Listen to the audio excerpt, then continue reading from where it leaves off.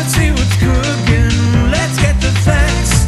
Let's see what's cooking. It's time for Yo-Yo Max 12. Here we go, Nyan Cat Cupcake. If you want to know what one looks like, if you don't know what it is, see the description box, please. First, start off with a cupcake that's been iced in dark blue. And then you'll need a sandwich cookie. I'm using half of a sandwich cookie with the cream center removed. And I'm adding a little bit of pink icing. I only made the one cupcake. This is my first and only attempt at a Nyan Cat Cupcake. Spread the icing around. And basically, the Nyan Cat is a cat with a Pop-Tart body. And so I'm adding some sprinkles to make it look like a Pop-Tart with pink sprinkles. That's the body. For the head, I'm using a candy melting wafer with a knife just to kind of make the head shape. And I know my knife technique is not the safest. Kids, don't try this at home. And that's basically the head shape. You probably could use a miniature Nilla wafer for this as well. So I'm just sticking that on the bottom corner.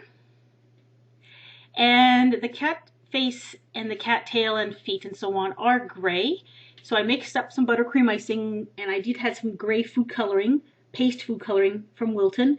I'm spreading it around to cover it, and I'm placing it on the cupcake.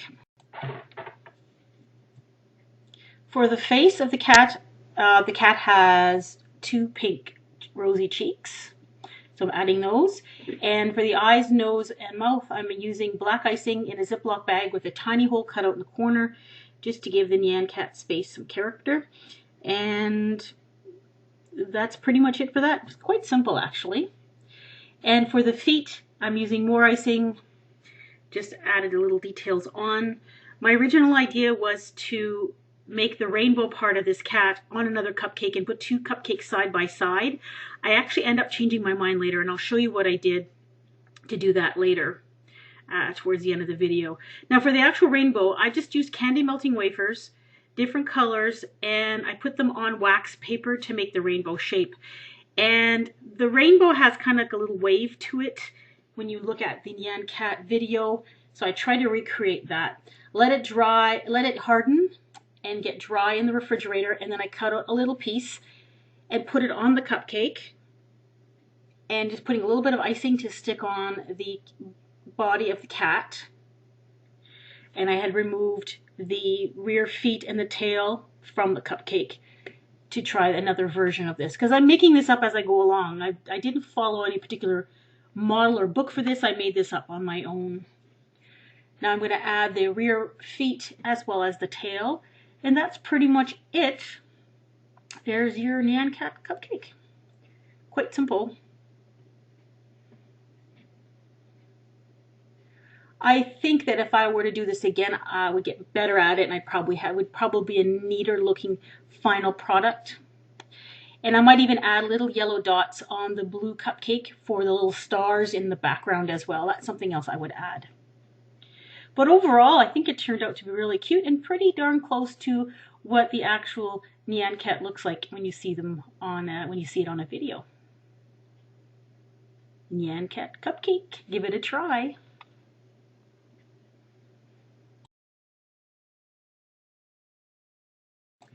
Here you go, a little bonus tutorial, how to color white chocolate or white candy melting wafers. I get this question asked a lot. There are two kinds of food coloring. This one is liquid and it's water-based, and this one is kind of a paste, and it's oil-based candy colors. And the stuff in the little bowls is white chocolate.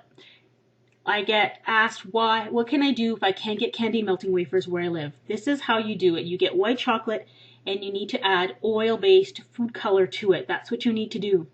Now I'm going to show you the difference between oil-based and water-based food colors when you're tinting white chocolate.